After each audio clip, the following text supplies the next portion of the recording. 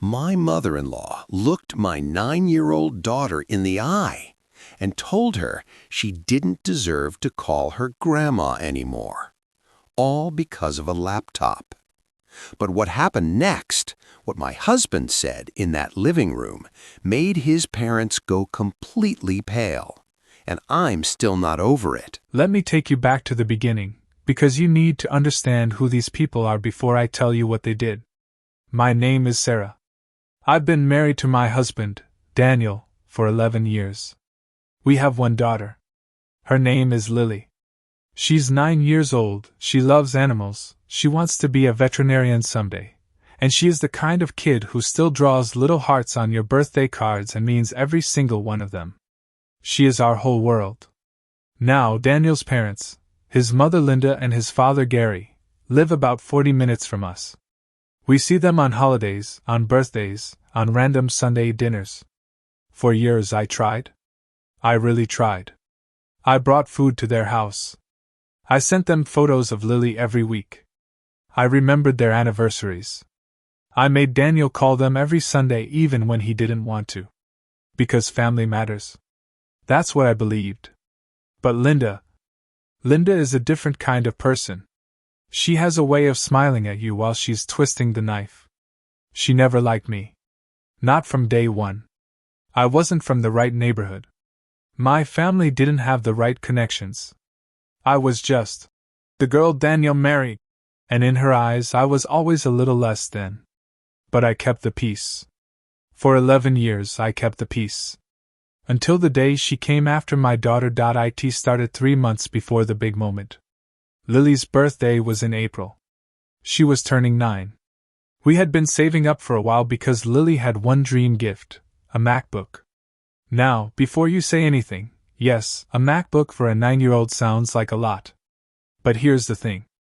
Lily isn't your average 9-year-old. She had been teaching herself how to draw digitally. She watched tutorials on her old, cracked tablet for over a year. She asked for nothing else. No parties.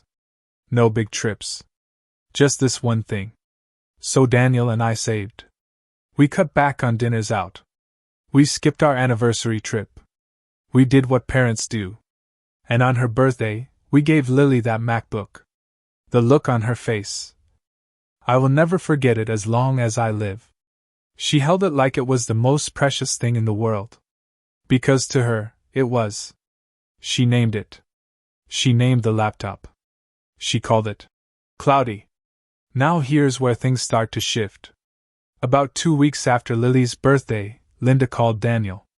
She mentioned that her nephew's son, a teenager named Bryce, who I had met maybe twice, was struggling in school and really needed a computer. Daniel said he was sorry to hear that and offered to help them look for affordable options online. Linda went quiet. Then she said, "Well, Lily has that new computer." Daniel laughed. He actually laughed, because he thought she was joking. She was not joking. She said, "Bryce is older. He needs it more. Lily's just using it for drawing." Daniel told her no. Politely. Firmly. He thought that was the end of it. It was not the end of it. 3 weeks later, Linda and Gary came over for Sunday dinner. I cooked. Of course I cooked. Everything seemed normal at first. Lily showed Linda her drawings on the MacBook. She was so proud. She had been working on this whole series of animal illustrations, little foxes and deer and rabbits, and she wanted her grandma to see them. Linda smiled. She complimented one of them. And then she said, very casually, like she was asking for the salt, "Lily, honey, you know your cousin Bryce really needs a laptop for school. I think it would be very generous of you to give him yours." The table went quiet. Lily looked up at her grandmother. She blinked. And she said, very softly, "But this is Cloudy. Mom and Dad got her for me."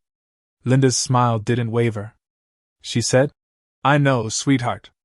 But you have a tablet too. And Bryce is in high school. He really needs it." I looked at Daniel. Daniel's jaw was tight. I said calmly as I could, "Linda, that's not something we're going to ask Lily to do." And that's when Linda turned to me. And the smile went away. She said, "I'm not talking to you, Sarah. I'm talking to my granddaughter." She turned back to Lily. And here is the part one will never forgive. She leaned in. My daughter is 9 years old, she is 9, and she said, "Lily, if you can't share with family, then maybe you're not the kind of granddaughter I thought you were. And if you're not that kind of granddaughter, then maybe you shouldn't be calling me Grandma." Complete silence. Gary stared at his plate. Daniel stopped breathing. And my little girl, my Lily, her chin started to tremble. She didn't cry. She's tougher than people think. But her eyes filled up, and she looked at me, and she whispered, "Mama?" That was it. That was the moment. Now let me tell you something about Daniel. My husband is a quiet man. He is patient. He is measured. He does not lose his temper easily. In 11 years, I have seen him raise his voice maybe twice. But in that moment, something shifted in him. I saw it happen in real time. He set down his fork. He folded his napkin. He looked at his mother. And he said very calmly, dangerously calmly, "Mom, what did you just say to my daughter?" Linda straightened up. She did the thing she always does, the little smile, the tilt of the head, like she was being reasonable and everyone else was overreacting. She said, "Daniel, I'm just teaching her about generosity." He said, "Stop." Just that one word. "Stop." And Linda stopped. Daniel looked at Lily first. He said, "Lily, go to your room for a little while, okay? Take Cloudy with you." Lily grabbed that MacBook and disappeared so fast. And then Daniel looked back at his parents. And what came out of his mouth next is something I had waited 11 years to hear. He said, "I need to say something, and I need both of you to hear me." Gary looked up from his plate for the first time. Linda crossed her arms. Daniel said, "Mom, you just told a 9-year-old child that she isn't your granddaughter if she won't give up a gift her parents sacrificed to buy her." Linda started to say something. He held up his hand. "I'm not finished." And his voice was so steady. So calm. It was almost eerie. He said, "I have watched you treat Sarah like she doesn't belong in this family for 11 years. I let too much of it go because I was trying to keep the peace. That was my mistake. And I am sorry." He looked at me when he said that. "I'm sorry it took me this long." I felt something crack open in my chest. He turned back to Linda. "But the day you decide to use emotional blackmail on my daughter, my child, is the day I stop trying to manage your feelings." Linda's face had gone from annoyed to something else. Something I hadn't seen before. She looked uncertain. Because Daniel wasn't done. He said, "Bryce is not our responsibility. If his parents can't afford a laptop, there are programs, there are scholarships, there are refurbished options for under $300. You know this. You just thought it was easier to take one from a little girl," Gary said quietly. "Now, Daniel." "Dad?" He looked at his father. "You sat there and said nothing. That's not better." Gary closed his mouth. Daniel stood up. He said, "Here's what's going to happen. You're going to go home tonight. You're going to think very hard about what you said to Lily. And if you want to be in her life going forward, genuinely in her life, you're going to call her and apologize. A real apology. Not an 'I'm sorry you feel that way.' A real one." Linda's eyes were glassy now. She said very quietly, "You're choosing that woman over your own mother." And Daniel said something I will never, ever forget. He said, "I'm choosing my daughter. And I'm choosing the mother of my daughter. If that's a competition to you, you've already lost." Linda stood up. Gary stood up. They left. The door closed behind them. And the house was completely quiet. Now here's the part most people don't know. Because what happened in that dining room? That was just the beginning. 2 days later, Linda started her campaign. See, in Daniel's family, Linda is the center of everything. She is the one who organizes holidays. She's the one who calls all the siblings. She is the unofficial family manager, and she has used that role for years to control information, control narratives, and control people. So she got on the phone. She called Daniel's sister, Pam. She called his aunt. She called a cousin named Rick who I have met exactly 4 times. And she told them all that Daniel had blown up at her, that Sarah had turned him against his own family, and that she was devastated. She painted herself as the victim. Classic. Within 48 hours, Daniel was getting texts from family members he barely spoke to, telling him he needed to apologize to his mother. Here's what Linda didn't know. I had recorded the dinner. Not sneakily. Not with some hidden device. I record all of our family dinners on my phone. I started doing it 2 years ago, a little video diary project I do of our home life to put together into a keepsake for Lily when she gets older. The phone was sitting right there on the counter, propped against the fruit bowl, recording the whole kitchen and dining area. It caught everything. Linda's words to Lily. Word for word. If you can't share with family, maybe you shouldn't be calling me Grandma. All of it. I didn't post it anywhere. I didn't send it to the family group chat. I just made sure Daniel had it. And when his sister Pam called him, furious, saying, "How could you speak to Mom that way?" Daniel simply said, "I'm going to send you something. Watch it before you say anything else." He sent Pam the video. Pam called back 20 minutes later. She was silent for a long moment. Then she said, "Oh my God!" And then, "I had no idea she actually said that to Lily." And then, "This is the part that really got me," she said. "She's done stuff like this to my kids too. I just never had it on tape." And that cracked something open. Because Pam started talking. And the stories that came out. The things Linda had said to Pam's children over the years. The manipulation. The conditions placed on love. The "you're not acting like a real grandchild" comments that Pam had always dismissed, always explained away, always forgiven because that's just how Mom is. Pam had been doing the same thing Daniel had been doing. Keeping the peace. Here's where it gets satisfying. Pam and Daniel talked for 3 hours that night. What came out of that call was not revenge in the dramatic sense. It was something quieter. And so much more powerful. They made a decision together. They were going to stop managing Linda's feelings. They were going to stop editing themselves to keep her comfortable. They were going to stop shielding her from consequences. The next time the family had a gathering, a big Easter dinner that Linda hosted every year, Daniel and I simply said we weren't coming. We didn't make a big announcement. We didn't send a long explanation. We just said, "We have other plans this year." Linda called. Daniel answered, was polite, and said we just weren't able to make it. She pushed. He said calmly, "Mom, Lily is still waiting for that apology. When that happens, we can talk about moving forward." Linda said she didn't think she had done anything that required an apology.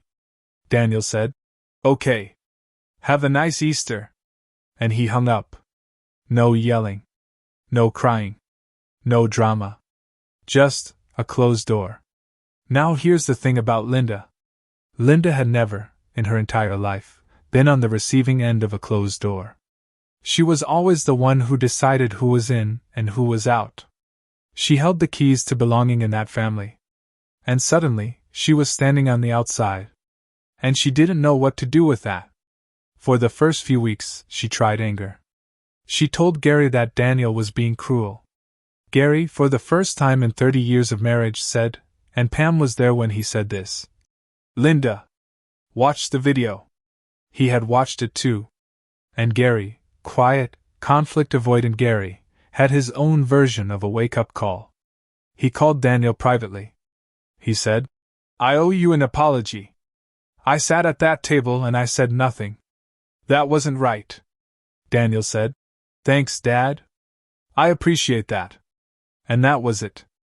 No long conversation. Just an acknowledgement. But it mattered. 6 weeks after that dinner, Linda called. Not Daniel. Not me. She called Lily's iPad. Lily answered because she didn't check the name first. She just saw a call coming in and picked up. "I was in the room. I heard everything," Linda said. Hi, Lilybug, Lily said. Hi. Cautious. Quiet. Linda said. I've been thinking about what I said to you. About the computer. And about the grandma thing. Lily said nothing. Linda said. I shouldn't have said that. What I said was unkind. And it wasn't fair to you. You're a wonderful granddaughter, and you didn't deserve that. There was a long pause. Then Lily said, Did you mean it? That I'm a good granddaughter? And Linda's voice, for the first time in all of this, cracked a little. She said, Yes.